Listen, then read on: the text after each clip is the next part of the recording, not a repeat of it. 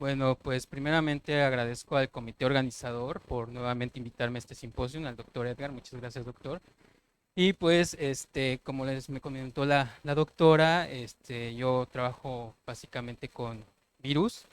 Y el día de hoy vengo a platicarles un poco acerca del trabajo que estamos haciendo allá en el laboratorio de virología perinatal, en donde nos enfocamos a estudiar los mecanismos moleculares y celulares de la infección por virus en la interfase materno-fetal, pero también estamos interesados en evaluar el desarrollo de métodos diagnósticos, mejorándolos. Y el día de hoy les voy a platicar un poco acerca de eso. Creo que me paso mejor acá. Que básicamente es el desarrollo de implementación de proteínas multiepítopos para el diagnóstico de enfermedades infecciosas. Que básicamente lo que hacemos es identificar las proteínas más antigénicas de estos patógenos y mapear los epítopos que básicamente pueden evocar una respuesta neutralizante o la detección de anticuerpos con estos epítopos y finalmente fusionarlas en un repetido para finalmente tener una nueva proteína. Entonces, ya entrando un poco a la plática, pues básicamente las enfermedades infecciosas son un problema a nivel mundial. Básicamente el Foro Económico Mundial cada año desarrolla una especie de sondeo para evaluar cuáles son los principales riesgos a nivel mundial. En el 2021 describió cuestiones ambientales, el cambio climático, el daño generado por las emisiones de CO2 son factores importantes que nos ponen en riesgo como sociedad.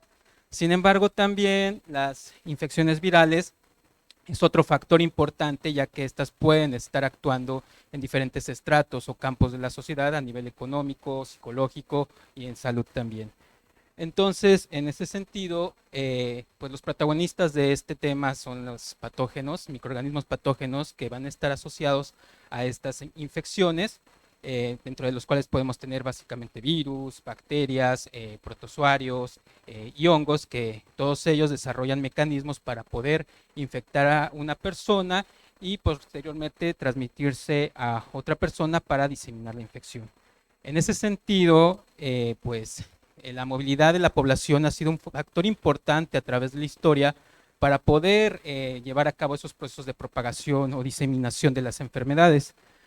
Aquí muestro un mapa en donde se muestran diferentes colores, diferentes episodios de la historia de la humanidad, en donde podemos mostrar también esta serie de puntos en diferentes colores, nos muestran cómo la población se ha movilizado a través de vía terrestre, marítima o aérea, y cómo en estos momentos pueden ocurrir pandemias importantes. Por ejemplo, en el Mediterráneo, en los primeros siglos, se pudo demostrar que la movilización en esta zona por vía terrestre provocó pandemias como la peste bubónica, también la diseminación de la viruela. Y en el caso de la colonización de Europa hacia América o bien hacia el continente africano, también fueron rutas para diseminar enfermedades, como es el caso de la viruela, el sarampión en América o la malaria en África.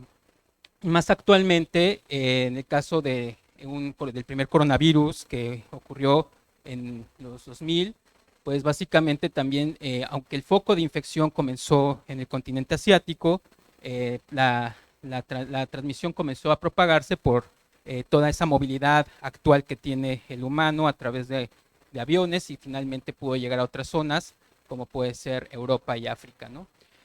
También pues es importante mencionar cómo estas infecciones pueden estar asociadas a un porcentaje de mortalidad importante. En esta gráfica se muestran cómo en este periodo de 20 años han ocurrido diferentes pandemias o epidemias generadas por virus como dengue, zika, ébola y pues la actual COVID-19. Y que esto impacta importantemente en el porcentaje de muertes a nivel mundial. En ese sentido, otro factor importante para que podemos considerar para finalmente evaluar cómo se diseminan estas infecciones es la urbanización, ya que la mancha urbana día a día está creciendo y esto puede estar en contacto con áreas ecológicas en donde básicamente se encuentran animales salvajes Y se ha demostrado que estos animales pueden ser reservorios importantes de virus o de otros patógenos que pueden comprometer la salud en el humano. Entonces, la convivencia ya más directa con el humano pues puede promover que se comience esa transmisión. Además, la contaminación también es un factor importante. Se ha identificado que algunas partículas contaminantes pueden afectar las células del sistema inmune y respiratorio, haciendo que las infecciones sean más persistentes. También el crecimiento poblacional es un factor importante para poder transmitir las infecciones. Y algo interesante también que se ha observado es que el cambio climático está impactando en la adaptación de vectores, como pueden ser los mosquitos, que pueden transmitir algunos patógenos como los virus. Entonces, este cambio en el comportamiento del vector asociado a este impacto ecológico, pues va a promover que infecciones virales que generalmente no estaban siendo presentes en algunas regiones, ya estén también ocurriendo, ¿no? Ahora bien, algo que debemos de considerar importante para poder estudiar las enfermedades infecciosas es la diversidad genética viral, sobre todo en el contexto viral, ya que la diversidad genética va a meter un problema importante para poder diagnosticar o bien generar vacunas. ¿A qué me refiero con esto? Pues que a través del tiempo los virus pueden generar diferentes mecanismos o mutaciones o cambios que les confieran ciertos fenotipos mucho más agresivos, y esto puede generar obviamente una infección mucho más severa, como es lo que observamos constantemente con el virus de influenza, que va cambiando constantemente cuando cepas de animales como cerdos o aves se recombinan con serotipos humanos, y con esto finalmente generan una nueva variante. En virología hay algo muy interesante que ocurre para comprender estos mecanismos de la diversidad, y es mediante un proceso de recombinación en donde dos cepas diferentes pueden coinfectar una célula, y ahí sus genomas van a finalmente a cambiar o a recombinarse, haciendo una mezcla de una nueva variante, un híbrido que lleva características de las dos cepas originales, y que finalmente esto puede conferir una nueva variante que pueda ser mucho más infecciosa. Pero hay otros mecanismos, como es el caso del SARS-CoV-2, en donde los virus infectan, internalizan sus genomas, y es aquí cuando ocurre la replicación de esos genomas, en donde las polimerasas virales que llevan a cabo este proceso se ha descrito que tienen una muy baja eficiencia de reparación y que dejan esas mutaciones en el genoma de los virus, lo cual trae consigo que cambien las proteínas del virus, y por eso surgen estas nuevas variantes como lo vimos en esta actual pandemia. Ahora bien, los efectos de la diversidad viral son importantes por esta razón. Cuando ocurre una infección, primeramente está un conjunto o una población de virus homogéneo. Sin embargo, conforme pasa el tiempo y se siguen propagando estos virus, va a llegar un momento en el cual se tengan ya la presencia de nuevas variantes, que en determinado tiempo estas variantes van a seguir infectando hasta llegar a un momento en el cual estas variantes van a ser dominantes, llegará un momento en el cual unas de estas variantes dejen de existir porque existen otras variantes más persistentes, o tener casos como coinfecciones de diferentes variantes. En ese sentido, lo podemos ver en el caso de SARS-CoV-2, cómo las variantes pueden afectar importantemente en diferentes mecanismos. Se cree que los cambios que ocurren en estas proteínas que van a estar mediando la interacción con el receptor para que el virus pueda entrar a la célula, puede generar una mayor afinidad a ese receptor para que finalmente el virus pueda entrar a la célula más eficientemente. Pero algo importante también que se ha demostrado es que en estas variantes estos cambios pueden estar asociados a una mayor transmisión o bien a evadir la respuesta inmune del huésped, que es finalmente una problemática muy importante. En ese sentido, también el diagnóstico se ve afectado cuando ocurre la presencia de estas variantes, ya que, como podemos ver en esta diapositiva, el diagnóstico ha jugado un papel importante para identificar estos patógenos. Las pruebas moleculares de PCR han sido una herramienta formidable para poder diagnosticar este virus en la actual pandemia. Sin embargo, métodos más sofisticados como la secuenciación masiva nos ha permitido identificar esos cambios pequeños, genomas de estos virus para finalmente saber qué es lo que está ocurriendo. Sin embargo, existen otros métodos más convencionales como es el aislamiento de estos virus en cultivo celular o el análisis de muestras a través de microscopía electrónica para evidenciar la presencia de estos virus, o bien la serología, que es básicamente la detección de anticuerpos dirigidos hacia algunas proteínas de estos virus. Ya que recordando un poco, cuando un virus infecta a un individuo, pues básicamente las células de la respuesta inmunológica pueden detectar estas proteínas antigénicas y con ello pues evocar una respuesta o señales para activar otras células que producen anticuerpos. Estos anticuerpos tienen como principal mecanismo decorar, neutralizar a la partícula viral para finalmente pues destruirla. Sin embargo, también para el diagnóstico es importante este tipo de anticuerpos porque como se encuentran en circulación, como en diferentes fluidos, como puede ser sangre, leche materna, entre otros, también saliva también, podemos caracterizar la presencia de estos anticuerpos como IgM, IgG, y con ello poder identificar si una infección se encuentra activa o si una infección se encuentra en una fase convaleciente o si hay una memoria inmunológica, ¿no? Entonces, básicamente, estas técnicas nos ayudan a detectar también a los patógenos. Sin embargo, pues la presencia de estas variantes pueden también generar una problemática en la serología, ya que si ustedes recordarán con todo esto de la pandemia, se han desarrollado diferentes métodos rápidos como son las pruebas de antígeno o las pruebas que pueden detectar anticuerpos. Sin embargo, si existen estos cambios importantes en las proteínas que generan los virus, que van a ser reconocidas por estos anticuerpos, pues finalmente podemos observar que estas pruebas pueden ser negativas debido a esos cambios. Entonces necesitamos buscar soluciones para que finalmente podamos hacer más eficiente este tipo de diagnóstico.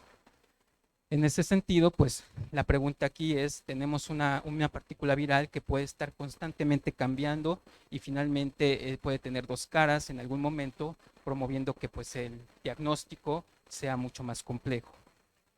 Por lo cual, lo primero que debemos de conocer es identificar a este enemigo, ¿no? Y les digo, la secuenciación masiva es una herramienta importante para caracterizar esos pequeños cambios que ocurren en los genomas y que van a finalmente impactar en la proteína viral. Entonces, se ha caracterizado en las variantes regiones de la proteína que está en constante cambio por la presencia de estas mutaciones, pero también se han identificado otras regiones en estas proteínas donde realmente no están cambiando constantemente. Entonces, con esa idea, nosotros podemos tomar estas regiones que no están cambiando tanto y con ello tener finalmente un antígeno que pueda ser constantemente utilizado para el diagnóstico. En ese sentido, se han desarrollado diferentes estrategias y una de ellas es el desarrollo de proteínas multiepítopos. ¿A qué se refiere esto? Pues básicamente lo que vamos a hacer primero es identificar las proteínas candidatas, es decir, aquellas proteínas que evoquen una respuesta importante de anticuerpos, como es el caso de la proteína Spike o la nucleoproteína, que son proteínas que se encuentran en la partícula viral. Y finalmente, lo que se va a hacer es un análisis de estas secuencias para identificar aquellas regiones que no están cambiando. Una vez que hemos identificado estos epítopos que también pueden ser seleccionados por herramientas bioinformáticas, las herramientas bioinformáticas nos arrojan la información de qué tanto están expuestos en el virus estos péptidos y con ello pues saber que estos pueden ser reconocidos por los anticuerpos. Entonces, en ese sentido, pues una vez que se tienen ya los péptidos, tenemos que unirlos entre ellos. ¿Cómo lo vamos a hacer? Utilizando unas cosas que se llaman linkers, que son secuencias de aminoácidos que van a estar fusionando a cada uno de estos epítopos. Tenemos una gran cantidad de linkers, básicamente tenemos linkers rígidos o flexibles, que están en función de la secuencia de aminoácidos que estamos poniendo, y esto nos va a permitir separar estos epítopos para que finalmente al estar separados puedan estar más expuestos y ser reconocidos por los anticuerpos. También lo que se hace es un análisis in sílico para finalmente modelar la proteína para ver cómo espacialmente esta proteína se encuentra plegándose y con ello identificar que efectivamente estas regiones están expuestas y no se están asociando entre ellas, evitando que los anticuerpos puedan reconocerlas. Entonces, con base en esto, pues básicamente aquí les muestro un estudio que se realizó ya utilizando este tipo de proteínas multiepítopos para la identificación serológica de un arbovirus conocido como Mayaro. En este estudio lo que se hizo primero fue identificar algunas regiones inmunogénicas de dos proteínas, que es NSP1 y E2 del virus, y estos se mandaron a sintetizar. Ajá. Y por otro lado, lo que hicieron fue desarrollar esta proteína multiepítopo que tenía las secuencias de NSP1 y E2E1. Finalmente, cuando se analizaron muestras o sueros de estos pacientes, podemos identificar que en las muestras positivas pues había una reactividad importante positiva para el reconocimiento de estos péptidos. Sin embargo, cuando se fusionaron los péptidos como una proteína multiepítopo, pudimos ver que existe un mayor reconocimiento de estos anticuerpos, lo cual nos habla que es mucho más eficiente, mucho más fina la detección de la respuesta. También evaluaron en este trabajo la especificidad, es decir, si esta proteína podría reconocer a otros virus, y pues lo que hicieron es evaluar muestras de diferentes patógenos, incluyendo pues su muestra positiva para el virus Mayaro, y observaron que efectivamente solamente fue reconocida la muestra infectada con el virus Mayaro, no siendo así para los otros tipos de patógenos, lo cual nos habla de una especificidad fina que pueden tener estas proteínas. Entonces, teniendo esa idea, nosotros comenzamos a buscar una solución de estas variantes que se encuentran circulando de SARS-CoV-2, y con ello pues identificamos que las principales regiones que van a estar involucradas en el desarrollo de anticuerpos pues es la región S1 de la proteína Spike, específicamente la región conocida como RBD, ya que esta región está involucrada, como les mencioné, en una interacción con el receptor celular para poder acceder a la célula que infecta. Entonces, haciendo el análisis de las diferentes variantes que se han generado, pudimos identificar que dentro de la región RBD existe otra región que es RBM, que es esta región que se encuentra aquí, en donde realmente se han reportado que existen una gran cantidad de cambios a través de la generación de estas nuevas variantes. Entonces, con eso, nosotros lo que hicimos ahora fue expresar y purificar una proteína multiepítopo que contiene una región inmunodominante de RBD. Y lo que hicimos fue lo siguiente. Básicamente, lo que hicimos fue mediante este software que se llama AB Designer, el cual se basa en el análisis de estas secuencias para evidenciar qué tan antigénicas pueden ser. Y eso va en función de qué tan expuestas están en la proteína. Una vez identificado esas regiones, diseñamos nuestra proteína multiepítopo, y después de eso la mandamos a sintetizar en un vector de clonación para posteriormente liberar o cortar con enzimas de restricción esa secuencia y después subclonarla en otro vector. Entonces, Víctor Cruz, en su tesis de licenciatura, comenzó a hacer todo ese análisis in sílico a través de bioinformática, pudo obtener la secuencia de la proteína Spike. En color verde mostramos la región RBD, y esta región la metimos en este software, el cual nos arroja diferentes regiones que van a estar evocando una respuesta inmunológica importante. Sin embargo, una de las regiones que nos identificó el software fue una región que estaba dentro de la secuencia RBM, que les dije que era una secuencia que está constantemente mutando y que finalmente no nos iba a ayudar mucho. Sin embargo, pudimos identificar otra que se encuentra en otra región de RBD que no está constantemente mutando. Entonces, esa podría ser una muy buena candidata. Posterior a pues diseñamos esa secuencia. En morado les muestro la secuencia de RBD. En azul se muestran los linkers, que son esas secuencias que van a separar nuestra proteína multiepítopo. Y finalmente, podemos aquí, lo que hicimos fue poner tres repetidos de la secuencia inmunogénica unidas con estos linkers. Y pues aquí les muestro la electroforesis del plásmido que nos mandaron ya con el gen sintético. hicimos un análisis de restricción y finalmente liberamos la secuencia de esta región de 462 pares de bases. Una vez que teníamos esto, ahora lo que tenemos que hacer es subclonar esa secuencia en un vector de expresión. Un vector de expresión nos va a permitir producir la proteína. Y entonces lo que hicimos es clonar o subclonar esta secuencia y finalmente tenerla nuevamente, transformar bacterias para que finalmente analizáramos en estas bacterias si estaba presente la secuencia. Y aquí les muestro el gel. Esto fue una tesis realizada por Miguel Zurita, en donde finalmente pudimos observar que estas colonias eran las que tenían la secuencia RBD.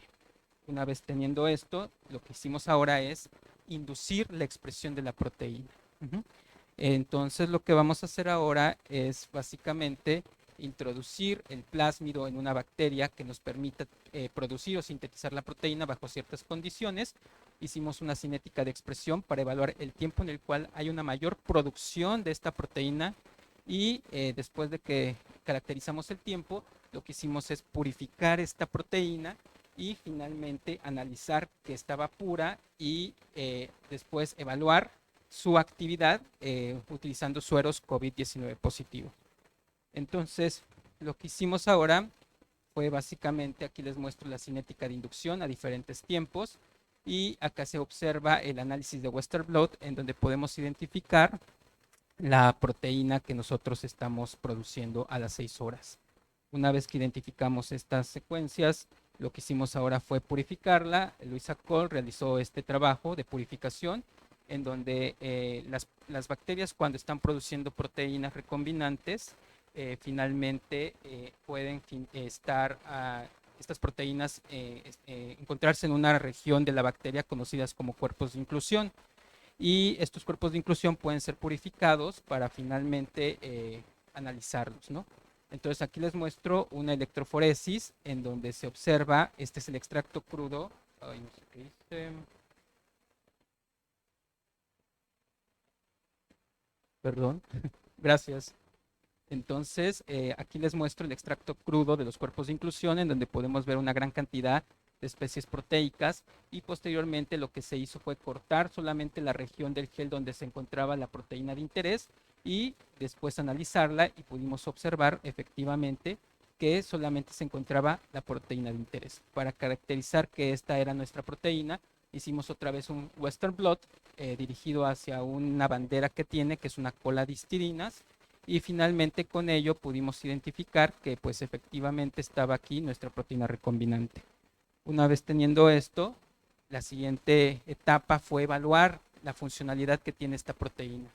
Y lo que hicimos fue un ensayo de dot blot, que básicamente consiste en poner en una membrana el antígeno, en este caso la proteína RBD3X ya purificada, y después de eso se pone a incubar con sueros, en este caso de un suero control, que básicamente es un anticuerpo que reconoce la cola de histirinas que tiene esta proteína, y también el análisis de un suero positivo a COVID-19 por biología molecular, por técnicas de RT-PCR, y también evaluamos un suero de una persona que se obtuvo antes de que ocurriera la pandemia. Y nosotros pudimos observar una reactividad importante de este suero hacia nuestro antígeno de esta persona que experimentó una infección con COVID-19, no siendo así en esta persona que nunca ha experimentado una infección, lo cual finalmente nos habla de que estos sueros pueden, o esta proteína puede reconocer de manera específica los sueros de estos pacientes. Entonces, otra de las cosas que estamos interesados en evaluar en nuestro laboratorio es la detección de anticuerpos específicos contra un virus muy interesante que se llama adenovirus 36. Este virus se ha reportado que está asociado a la detonación de obesidad. La obesidad es un problema de salud pública mundial. En este mapa se muestra los 20 países que tienen índices de obesidad alto, incluyendo pues nuestro país, desgraciadamente, por lo cual pues es una situación de salud importante. La obesidad es una situación multifactorial en donde factores ambientales y genéticos van a estar condicionando a esta situación.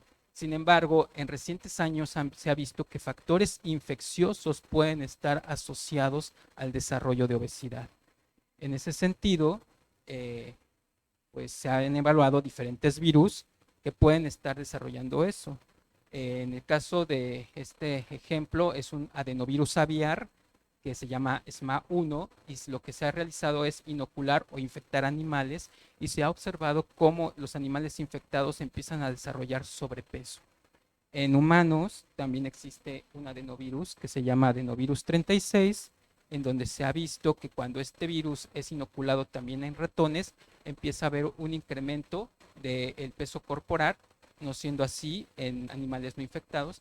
Y algo muy interesante que tiene esta infección es que uno esperaría que en condición de obesidad las personas tuvieran los niveles de lípidos altos. Y lo que se ha observado es que la infección está promoviendo una disminución de triacilgliceroles, de colesterol, de leptina, de glucosa y de insulina, que ya se ha descrito que una de las proteínas de este virus está promoviendo vías de señalización para poder de alguna forma metabolizar más rápido la glucosa, pero que eso también está asociado con una proliferación excesiva de adipocitos.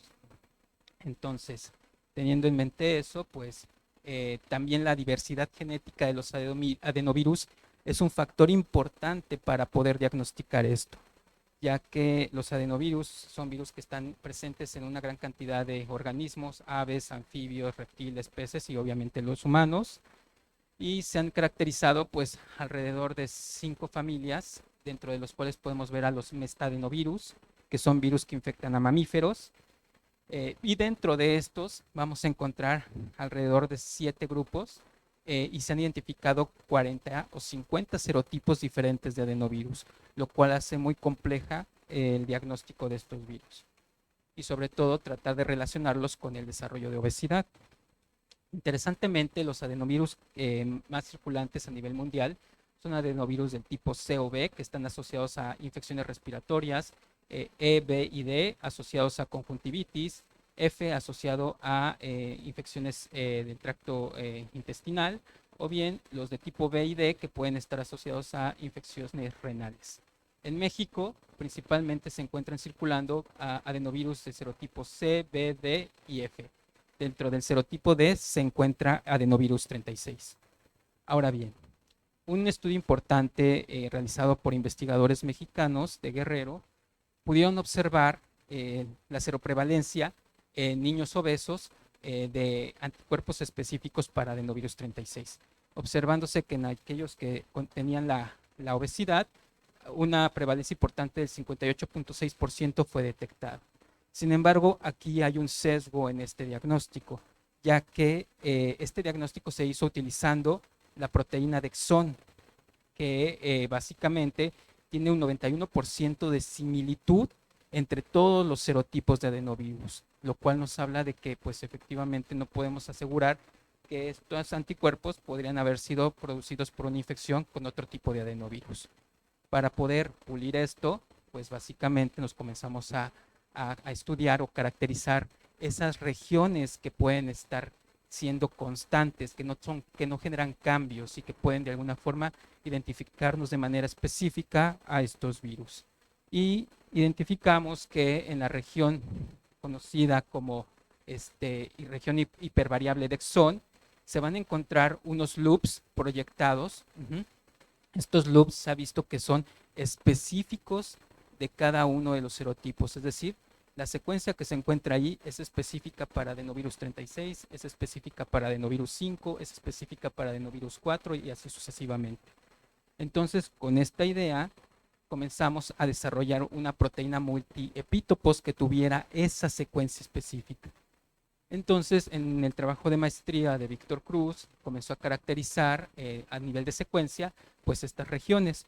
Aquí les muestro básicamente las secuencias de diferentes regiones hipervariables de un miembro representativo de cada uno de los serotipos de adenovirus. Aquí tenemos la de adenovirus 36 en color rojo y en estas regiones en gris se encuentran los diferentes cambios que ocurren para dar la especificidad de cada uno de los serotipos de adenovirus y se observó que la región conocida como ASA3, que es esta en color azul, es la que realmente nos puede hablar de una especificidad.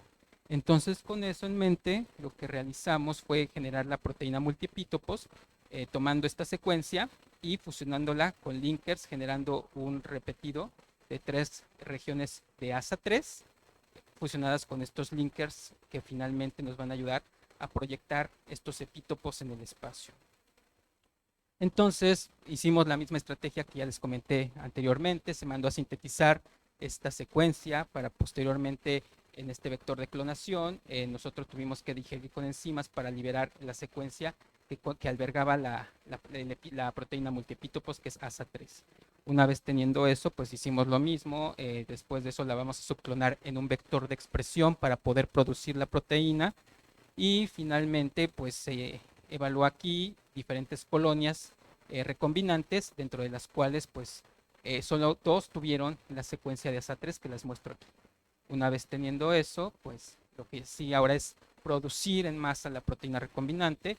El vector de expresión nos va a permitir, comenzar a inducir la proteína. Hicimos una cinética de inducción y después la purificación de la proteína.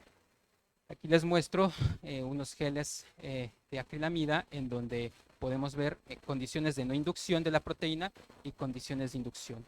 Interesantemente, aquí podemos ver en la región del peso esperado de la proteína de interés cómo se está incrementando una banda o una especie proteica que no se ve en condiciones de inducción, lo cual nos habla que pues, nuestra proteína se está expresando en el sistema.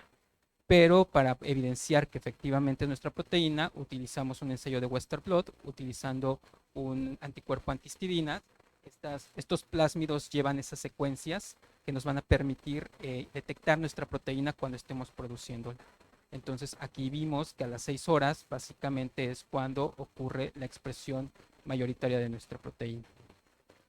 Hicimos el mismo sistema de purificación. Aquí les muestro el extracto crudo de proteínas, de los cuerpos de inclusión, perdón, en donde podemos ver pues una gran cantidad de especies. Lo que hicimos es cortar la región donde esperamos que esté la proteína y eliminamos las especies que estén por arriba y por abajo y solamente nos quedamos con aquellas donde se encuentra la proteína. Evaluamos esta región por Western blot y finalmente pudimos evidenciar que pues sí se encontraba la proteína. Con esto se realizaron los siguientes estudios. Como les mencioné, algo importante es ver cómo esta nueva proteína se proyecta en el espacio, y esto lo hacemos mediante ensayos bioinformáticos de predicción de estructura, en donde aquí los muestro en color rosa son las secuencias de ASA3 y en azul los linkers. Efectivamente, nuestra proteína expuso las regiones inmunogénicas hacia el exterior, que era lo que requeríamos para que los anticuerpos puedan reconocer estas regiones. Una vez hecho este análisis, pues ahora empezamos a caracterizar y ver si estas proteínas podrían ser eficientes para el diagnóstico. Para ello, la doctora Mirza Romero del Hospital Gia González en la Ciudad de México, ella ya había caracterizado una serie de sueros a partir de biología molecular, a partir de tejido graso, pudo ver que esos pacientes eran positivos para adenovirus 36. Se tomaron muestras de algunos de esos pacientes y analizamos si en esos sueros podíamos identificar anticuerpos. Utilizando nuestra proteína, hicimos un Western blot. Aquí les muestro el análisis con el suero del paciente caracterizado molecularmente positivo para adenovirus 36, en donde podemos ver reactividad contra nuestra proteína. No siendo así, en un paciente con no obesidad y con un diagnóstico de PCR negativo, lo cual nos habla de que pues, nuestra proteína sí está siendo reconocida por esos anticuerpos. Evaluamos la especificidad también de nuestra proteína. Hicimos un ensayo de dot plot en donde lo que hicimos es colocar nuestra proteína en una membrana y después de eso analizamos con sueros si era específica. Lo que hicimos fue utilizar como control positivo pues el anticuerpo antihistidina. Recuerden que esta proteína tiene esa etiqueta para poder detectarla y pues sí hubo reactividad, que era lo que esperábamos. En el caso del suero del paciente también pudimos observar lo mismo, lo reprodujimos, aquí está la reactividad, el reconocimiento, perdón.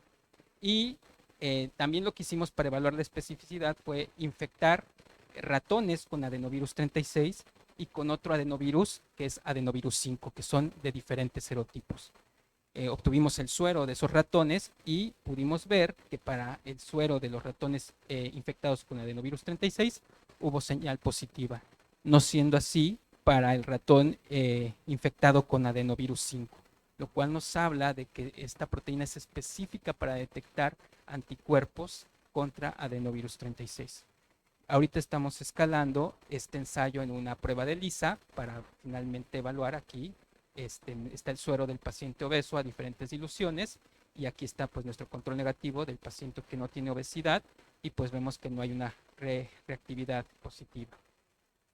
Entonces, finalmente, quiero agradecer pues a todos los miembros del laboratorio de virología perinatal que están trabajando en este proyecto, como es Víctor Cruz, Ángela Cole, Miguel Zurita, al Instituto Nacional de Perinatología, la doctora Adi Cecilia Helguera, que fue la encargada del diagnóstico allá en nuestro instituto y que pudimos recolectar muestras gracias al diagnóstico que realizó ella, al doctor Julio Vázquez, que es el que nos ayudó a desarrollar todo el análisis bioinformático de nuestra proteína, a la doctora Leticia Cedillo y al doctor Julio García Cordero de Simvestab, que nos ayudaron a purificar las proteínas, la doctora Mirza Romero, que nos ayudó en toda esta obtención de sueros para adenovirus 36, a nuestros fondos obtenidos por el instituto para el desarrollo del proyecto.